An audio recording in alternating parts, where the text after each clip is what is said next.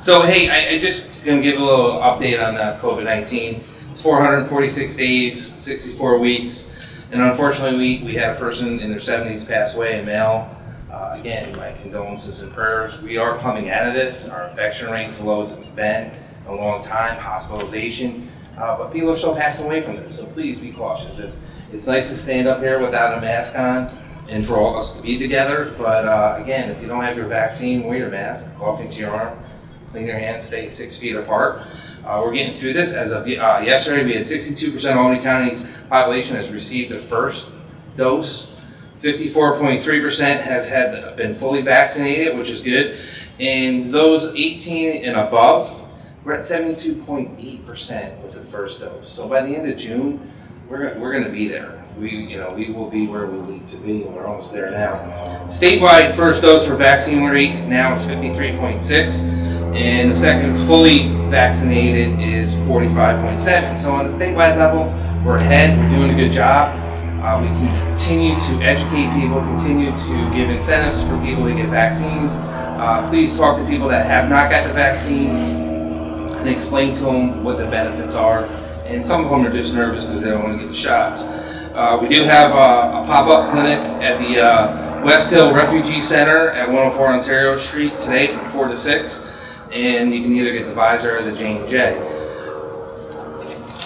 Since this began, we have 24,329 cases of COVID-19. One positive case since yesterday. I mean, when I saw that number 1, I was like, yes, 15 months, we're here, and hopefully don't have to give any more COVID-19 updates, but we still have some work to do, and we still need to be vigilant and to get through this. Our 5-day average is 5.6. Before that, it was 6.4. And there are only 49 active cases, which is awesome that we're dealing with. Right now, we have 2 new hospitalizations overnight, 12 people currently in the hospital, and yesterday it was 9, and there's 4 people currently in the ICU. There was 3 the day before that. So please continue to do what's right. We're having a pop-up clinic at Shaker Junior High School from 4:30 to 7 for Pfizer, so 12 and plus are eligible. And our next pilot at the Capitol Center will be June 3rd, it is June 1st, right? Yeah, June 3rd from 4 to 7. And again, you can walk into our health department complex anytime you want, Monday through Friday, 9 to 3, and you can pick what shot you want to get, and you have an opportunity to talk to a healthcare professional that will take some of the anxiety away, talk to you about why you should get the shot if you have any concerns or issues. Anyone over 60 years of age that needs transportation, you or your aide, or anybody with disabilities that are homebound that needs the shot, please call 518-447-7198. We'll make sure we pick you up, get you there, or we'll come to your house and give you the vaccine. Just remember, we're all in this together. We're getting through it. To the kids, when I think the next age group is going to be under 12, I do say to parents, talk to your pediatricians. They're the ones you go to. They're the ones your children see, and they got to decide what's right for you going forward. But if you want to get back to a normal school year next year, you need to get everyone vaccinated so kids can come back and feel normal, because it has been wear and tear on a lot of these kids' mental health. But so again, thank you to all the partners that have made it possible with everything. Today's a great announcement, switching gears a little bit. We still have to operate, we still have to move forward, and we have to think outside the box. But I do want to thank Chairman Andrew Joyce, who's here, Majority Leader Dennis Feeney, Bill Ruppert, our county legislator, where's Frank? There you go. Frank Camiso, our other county legislator, Karen McLaughlin, our county legislator, who's president of County Council, who is now chair of the Elder Committee. So thank you for being here, and to Sue Rizzo, our county controllers here. I know Bruce is on his way. To everyone that's here to make things possible. Things don't happen without a partnership. And I do want to thank the Albany County Legislature for the partnership. It'd be nice if you could see the $80 million, I'm going to say, I don't need to get Sue yelling at me. $80 million addition we put on here. It's gorgeous. It's what people are entitled to. And we talk about equity. And we talk about someone, doesn't matter if you're rich, poor, you should all have a beautiful place to rest your head, to get the best care possible for your family. So Larry, Slatky, to you and your staff here at the nursing home, thank you so much. To everyone that's involved. But the days of the 40s being older, in the 50s being older, they're gone. Oh, that's true. That's very true. I'll be 40 in September. I'll be 64. I know you're older than me. I'm not going to touch that. I got to stay focused. So again, they just did the whole thing on the Asian population that half the world's population will hit the age of 100, which is incredible. We're living longer. But it's about quality of life, and I always say this, when the merry-go-round stops and your life cycle's done, it's the quality of life you have at the end, too, of being taken care of. And as a community, we have to take care of our seniors. We have to make sure that our seniors have the best possible ways of being taken care of, and that's what we're here about today. 5 years ago, Albany County was chosen by the World Health Organization of the United Nations to participate in age-friendly initiatives. Memberships in the Age-Friendly Network means that we've made the commitment to actively working towards making Albany County a great place for people of all ages to live and and move forward. There's been a movement across this country over the last few years, and we have embraced it. We will be the first in the state to launch what we're calling a campus creative aging, which means it's a senior center without walls. And what's that mean? It means that seniors will have an opportunity to come here. And we're moving our Department of Aging up here, so I know Deb told you. So our Department of Aging will be coming to this building and operating out of it to work, coincide with Larry Slatky, to the seniors that are in this building, to work with different programs, to enhance the programs here, but to also bring everyone together in a collaborative way. And I can't thank our aging department head, Deb Riitano, and her whole staff for really taking this and making this happen as we move forward. And one thing we learned about COVID-19 and social isolation, the damage not only took on children, but on seniors. And there's still seniors out there that haven't seen their family in over 14 months. And they haven't had that opportunity to see loved ones or family. And then there's that senior population, as Deb will tell you, that go to the congregate mail sites.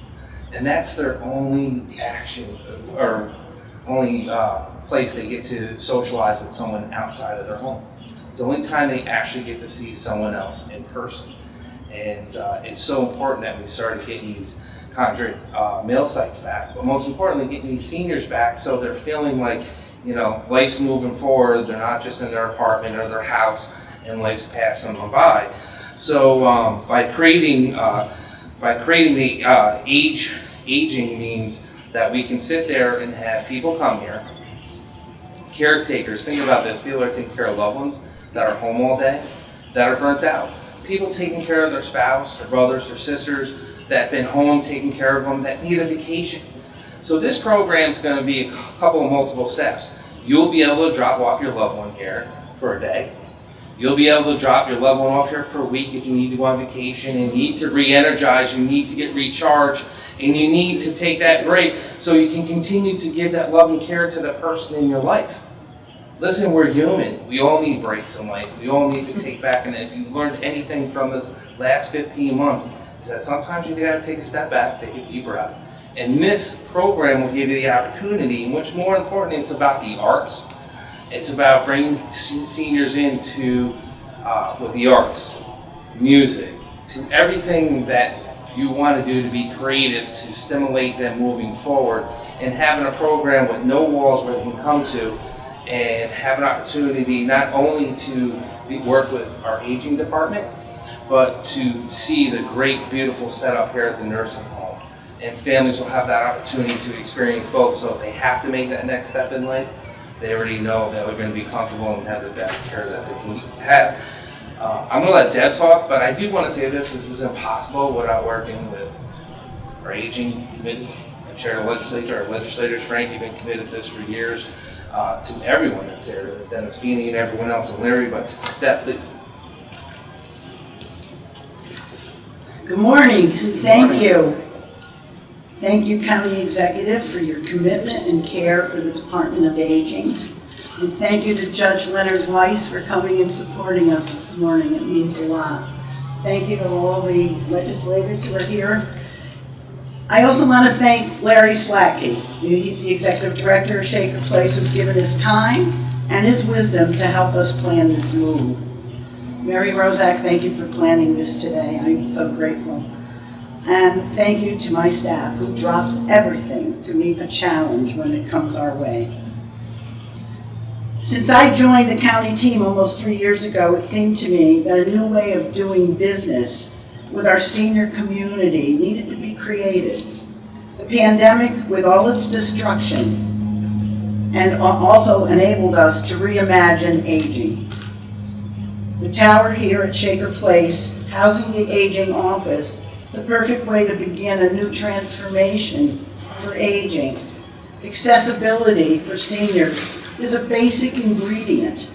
If you can't come to us, we're coming to you. As a hub for knowledge and connection, the Campus of Creative Aging will offer programming to explore passions, purposes, and possibilities. Educational programs, computer, Zoom training, iPhone help, workshops, discussion groups, lectures, special events, information services. Additionally, what cannot be done in this physical space will transform to a senior center without walls. That was started already last year before the pandemic when we started the Doctors In program. And we held it at the Gilderland Library, and we held one in Bethlehem.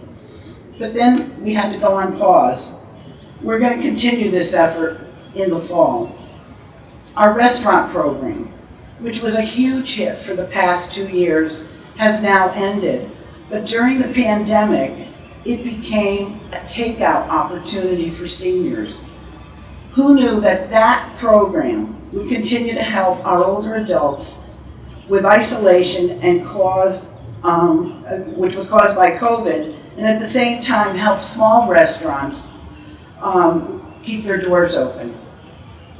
We've reimagined that program, and we'll launch a Go and Dine 2.0, as the young people tell me, in the fall. It will be phased in and also give us an opportunity to see restaurants as potential congregate sites. Again, this is aging redefined. The staples of the aging office, like information and assistance, transportation, nutrition counseling, home delivered meals, congregate meals, insurance counseling, legal assistance, social adult day programs, care and caregiver services, that all continues. But we now have the opportunity with Shaker Place to offer respite care. Collaboration, again, is the key. We're currently working with Dr. Marguerite Ladico, former Department Chair of Education at the College of St. Rose, to help structure our educational arm. We want to embrace the arts in various forms through this new endeavor. Painting, theater, storytelling, and music are on the list of intergenerational efforts. This year, in the midst of the pandemic, in an attempt to mitigate social isolation and have folks express their feelings about the pandemic, my office initiated the Albany County Pandemic and Memorial Quilt. Do you want to say more about that? You're on a roll. I'm on a roll. All right. We reached out to the community and invited them in to make squares for the quilt. This project was spearheaded by expert quilter Eileen Pasquini, with Kathy Cotlow starring in a supportive role. Friends and neighbors called for a quilting packet, and you will see the results momentarily. Oh, I guess you're seeing them. Like most quilts, this quilt tells the story of the dark moments with COVID-19 that hit the aging community in a devastating fashion. The quilt is one that touches the heart and the funny bone all at once. You have to look at some of the squares really closely. I also want to thank Tom Regan, who is with us today, who has volunteered to build the rack for the quilt so that we can move the quilt for display to various venues throughout the county. It's all about collaboration. Albany has a wonderful caucus partners in Rensselaer, Schenectady, and Saratoga counties. Great support from New York State Office for Aging and the area agencies on aging, our own county legislature, and numerous nonprofits in the aging network. We welcome everyone to our table, and we thank you. We thank you for this, making this possible today. And thank you.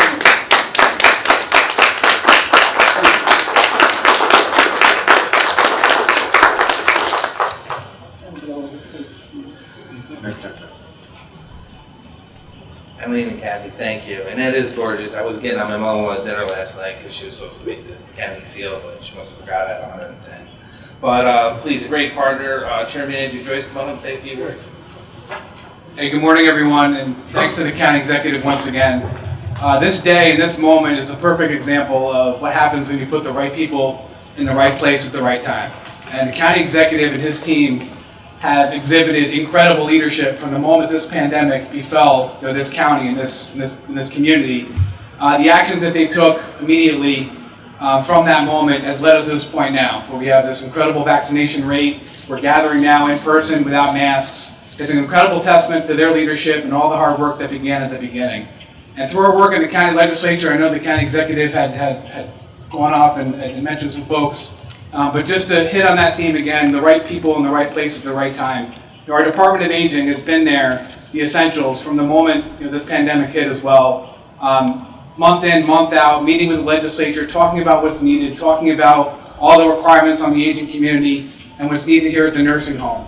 We're joined here today by our Deputy Majority Leader as well, and we're here with our Chair of our Elder Care Committee, my former Majority Leader, Frank Camiso, when I first came in 2015, stressed the importance of this place, this nursing home. And what's going on here and what has happened here in the past 5 years is a testament to his leadership from the get-go. And if I have any say of it, we'll have the Camiso Corner coffee shop somewhere here somewhere. Also, our Deputy Chair of our Elder Care Committee, Bill Ricard from Cohoes, our Majority Leader, Dennis Feeney from Gilliland and Larry. Of course, all your incredible work that you're doing here at the nursing home. And Deb, your team has done amazing work, incredible, and thank you all for being here today, and thank you all for your support, and we'll see it through together. Thank you. Thank you, Andrew. And Carolyn, welcome. Would you like to say a few words, being Chair of the Elder Committee there? Thank you. This is an exciting day for all of us. And as a person who's, my mother spent maybe like the last 4 or 5 months of her life at Albany County Nursing Home, now Shaker Place. I'm really proud to be a part of the continuing work to make sure that the lives of seniors is one that rewards them for the life that they've led. It was, I think, Vice President Hubert Humphrey who said that America will be judged by how they meet the needs of the most vulnerable in our country. That includes our seniors. And I believe that what we're looking at today and witnessing through the work of the County Executive and our Department of Aging is something that's going to help us pass that test. So senior services without walls is sorely needed in Albany County. We can't give enough services to our residents that have given us so much throughout their lives. So I'm excited to be here, and I look forward to doing much more work. And believe it or not, Mr. Slatky and Commissioner Riitano, you guys are going to see a lot more of me because I'm working on some things related to elder care because it is something that's near and dear to my heart. So I look forward to this collaboration and continuing to make the lives of our seniors, because we all hope to get there one day.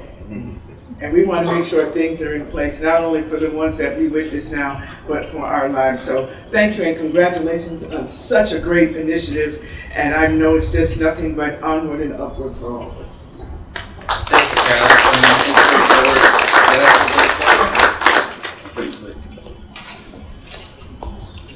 I just want to thank Mr. Slatky for all his hard work and the staff here. I have family members who reside at the nursing home, and I can say that they did an incredible job throughout the whole pandemic, and I want to thank them and his staff.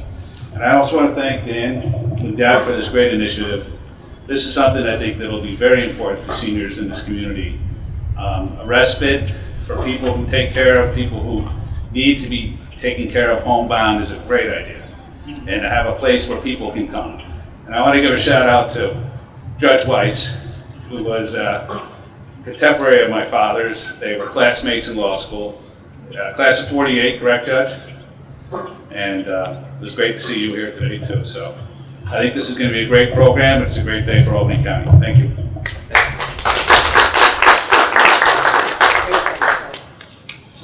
Please, do you mind? No. I'd just like to say this is a well-kept secret, and this $80 million renovation, people need to be aware what the impact is of what they did here. And the other thing I'd like to be thankful to think of respite. I was a caregiver for 2 years, and I will tell you how important it is. You're on the front line, everybody else is in the towers, and to think that they're thinking ahead to take care of respite is so important. From the bottom of my heart, I just want to say thank you and thank you to the team. Thank you. Thank you to everyone, because again, it takes a partnership to make extraordinary things happen. To our Department of Aging, to Larry out here at the nursing home, to Deb's leadership, which I won't be able to get her in the front door of the building anymore. I do want to say thank you, and to the legislature, because it is about taking care of our most vulnerable seniors, and we want to make sure not only they have a place to come and get the best quality care and best facility, but also a place to come for the day and just really have an opportunity to see arts and music and different programs and work together. It's so creative. I do want to say thank you to the team, but to the beautiful ladies that put that together, thank you so much. It means a lot.